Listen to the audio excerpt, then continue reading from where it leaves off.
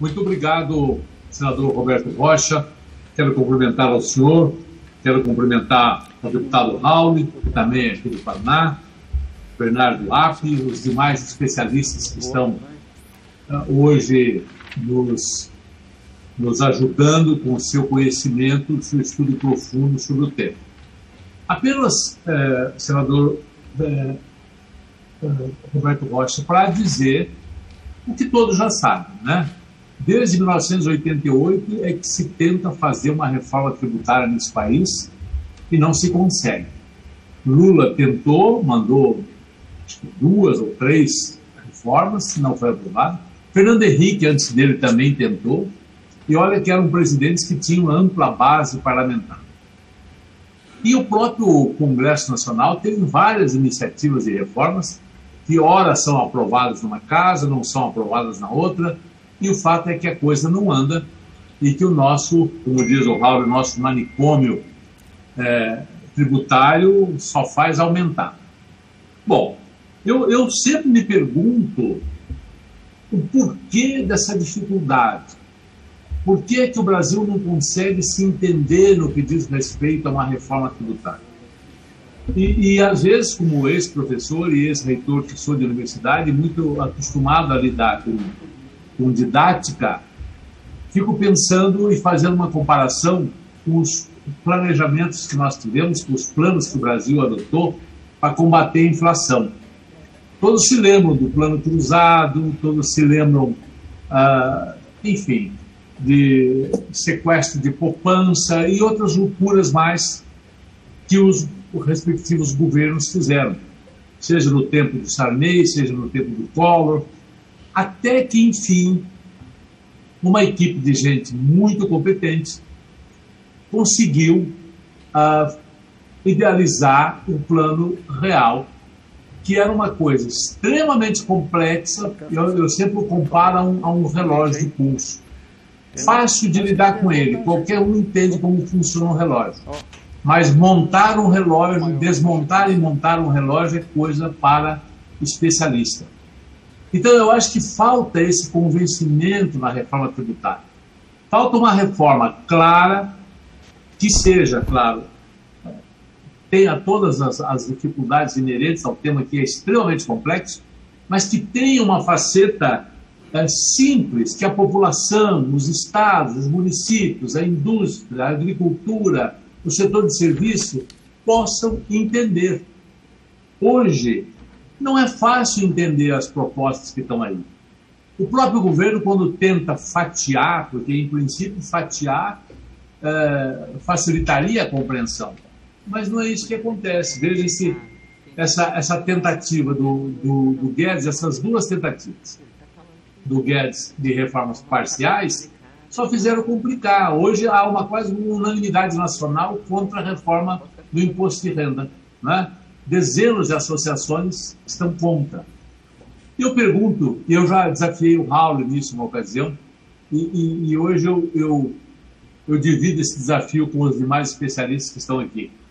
Quando é que nós vamos conseguir falar a linguagem que todos entendam e propor uma reforma tributária eficiente, mas mais simples das pessoas entenderem? Porque eu acho que falta essa clareza. Enquanto isso não existir, é um caos, né? Por exemplo, essa reforma tributária agora. O prefeito de Curitiba já me ligou dizendo que o município vai ser prejudicado. E assim vai. Zona Franca de Manaus tem os seus medos. E assim vai. O Sindifisco, a própria reunião dos secretários de Fazenda está contra. A indústria está contra. A agricultura tem os seus medos. Meu Deus, quando é que nós vamos ter uma reforma mais simples que as pessoas possam entender? Eu acho que essa ausência de clareza e de didática que teve, por exemplo, o Plano Real, que todo mundo sabia o que era uma UFIR, né, e que todo mundo conseguiu entender, a inflação acabou. E eu acho que esse é o problema para acabar com o nosso manicômio tributário. Nós não falamos uma linguagem que os setores da economia ativos e que a população possam entender. E aí reside um grande problema. Muito obrigado. Eu quero fazer neste momento, também algumas considerações. Ouvindo aqui os questionamentos do senador Euvisto e de alguns outros senadores que por aqui, pelo WhatsApp, também me conversaram conosco, eu quero dizer o seguinte, na semana passada, o presidente do Senado e eu tive a oportunidade de estar presente, nós recebemos um manifesto em defesa de uma reforma tributária ampla e justa. E quem assina esse manifesto e fez questão de presencialmente ir deixar, foram inúmeras entidades, e entre elas a CNI, a indústria, o Concefaz, todos os secretários estaduais. Acho que pela primeira vez na história, nessas últimas décadas, nós conseguimos unir pela primeira vez o que parecia impossível, os interesses de Piauí e Maranhão com São Paulo. Eles, em qualquer debate, estavam em mesas diferentes. Não aceitavam nem sentar na mesma mesa. Agora não, nós estamos na mesma mesa. Nós também tivemos do CECIF, do Sidfisco, da FEBRAFIT, da FENAFIM, do Centro de Liderança Pública, enfim, de diversas entidades de apoio à nossa proposta de reforma tributária ampla do Senado. É preciso também que a gente rebata aqui alguns mitos. Por exemplo, ouço falar que é mais importante deliberar, aprovar uma reforma administrativa que é uma reforma tributária. Eu tento falar agora, meu caro amigo Euvisto, como Vossa Excelência mesmo colocou, de tal modo que a gente possa facilitar as pessoas, na média, entenderem essa linguagem. É um assunto árido, técnico, muito realmente acadêmico, e que confesso a Vossa Excelência e aos meus colegas, embora esse assunto seja desta natureza, árido, acadêmico, eu não sou advogado, eu não sou economista, muito menos tributarista. Para mim também esse assunto era talvez o último assunto que eu gostaria de tratar no exercício do mandato parlamentar. No entanto, eu sou de um estado que tem, infelizmente, a população mais pobre do Brasil. O Maranhão não é um estado pobre. Pelo contrário, é um estado rico. Ele é empobrecido, injusto e desigual e com muitos pobres. Mas a maior pobreza é de espírito público, é de, enfim, mediocridade política. Agora, eu não conheço lugar nenhum do mundo que possa combater a pobreza, senão gerando riqueza. E a melhor forma de gerar riqueza que eu entendo nesse país é aprovar uma reforma tributária, aquela possível, uma reforma tributária baseada em justiça social, fiscal, que modernize, que simplifique, que desonere, enfim, e que mitigue a regressividade.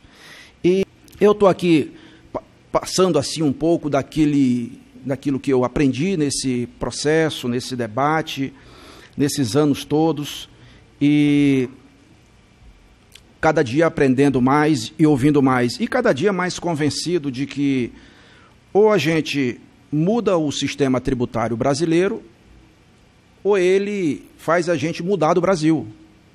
Não dá mais para continuar desse jeito. Eu insisto, nós precisamos ter, sim, nossa vacina econômica. E essa vacina econômica, como disse a professora Melina, tem 2 doses, né? É uma dose federal e uma dos entes subnacionais. Eu quero ouvir o senador Euvisto, provocando aqui o debate, senador.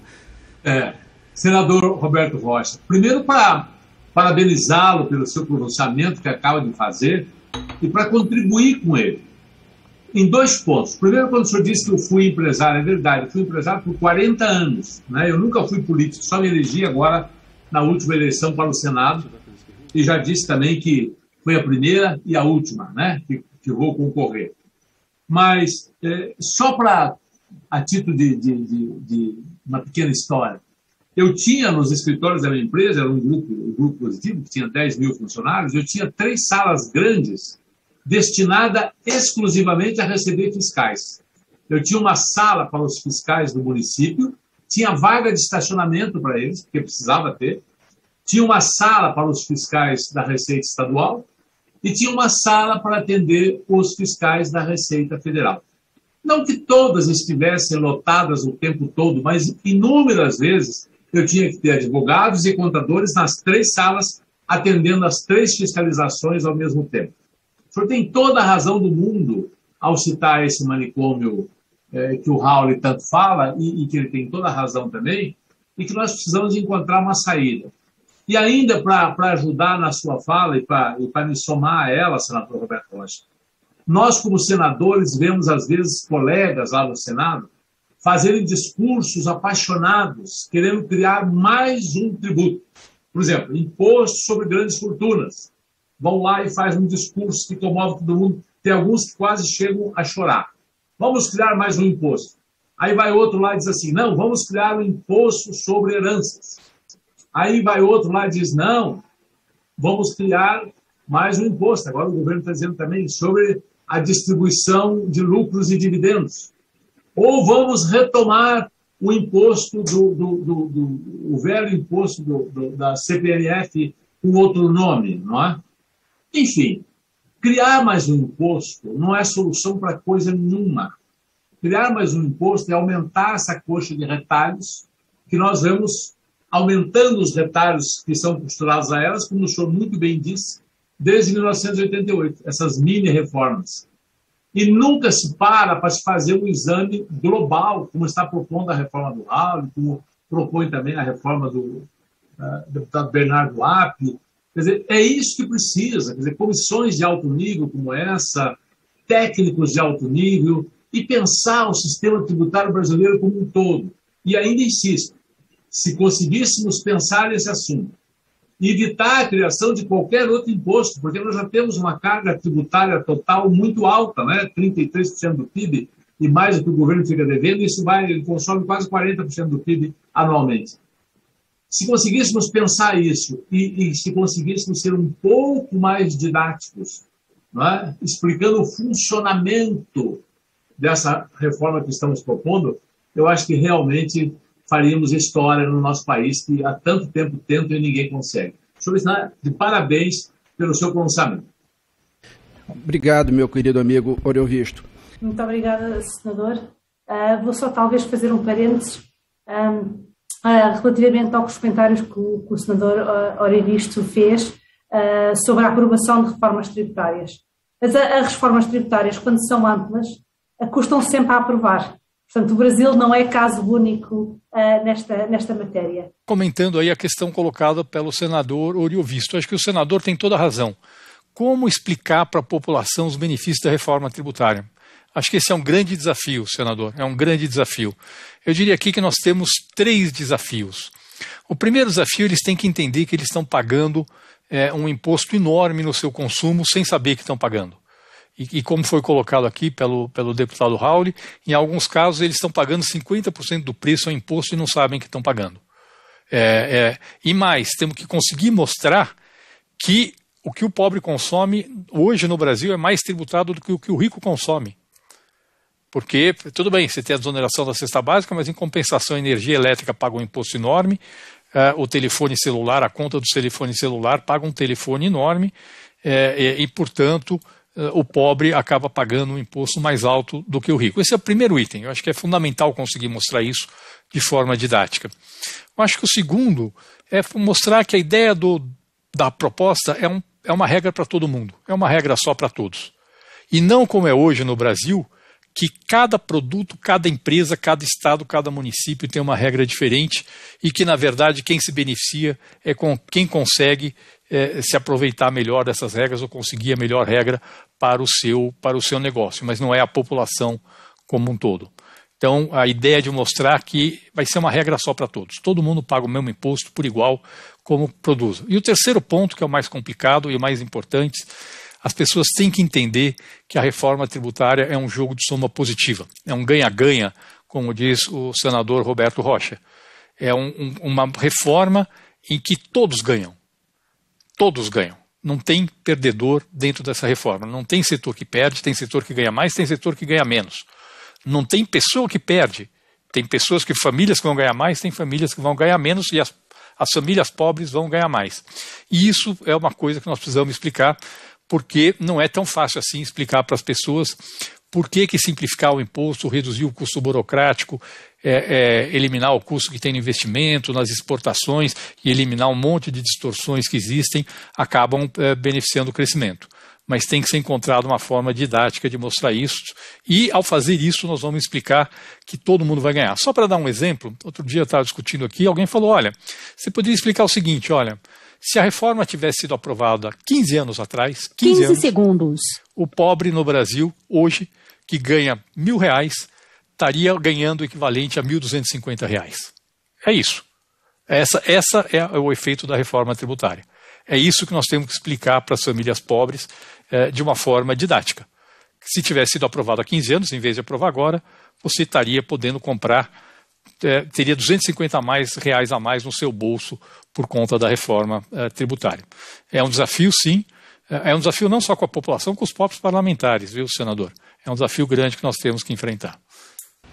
Senador Roberto Rocha, agradeço a oportunidade, muito rapidamente, para dizer que foi uma tarde muito bem aproveitada, muito boa esse debate, e me colocar à sua disposição para ajudar nesse esforço que tão bem também relatou o deputado Bernardo App, de fazer um esforço didático de explicar à população no que consiste essa reforma. Eu acho que é contraproducente as discussões que muitas vezes temos no Senado da criação de novos impostos, de pensamentos isolados, sem ter uma visão global do sistema tributário nacional.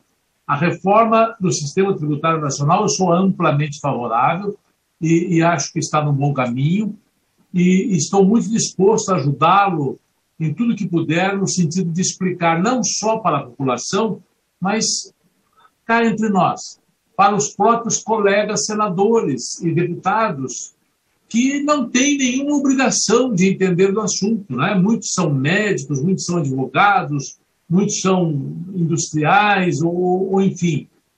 Muitos não têm o convívio com a questão dos tributos, que é questão complexa, né? Eu sou economista de formação, fui empresário a vida inteira, então alguma vivência disso tenho, mas também não sou um especialista. E acho que esse esforço de explicar as vantagens dessa reforma, que basicamente eu acho que tem que ter esses eixos de transparência, simplificação e não aumento da carga tributária total, né? Se conseguirmos explicar bem isso, tenho certeza que teremos um apoio maior dos colegas parlamentares e teremos também o apoio da sociedade brasileira, da sociedade organizada. 15 segundos. Que vai ser beneficiado com essa reforma. Agradecer muito a colaboração, a atenção, o interesse do senador Oriovisto.